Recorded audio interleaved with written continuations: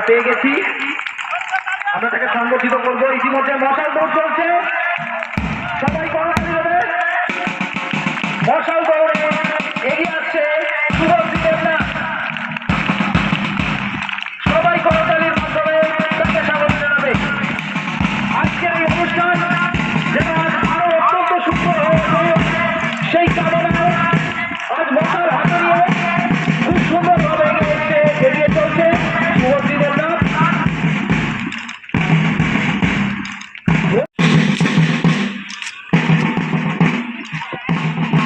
Hello, আমরা ইতিমধ্যে মাননীয় বিচারক মাননীয় সীতানাথ ধারা মহাশয়কে আমাদের মাঝে পেয়েছি।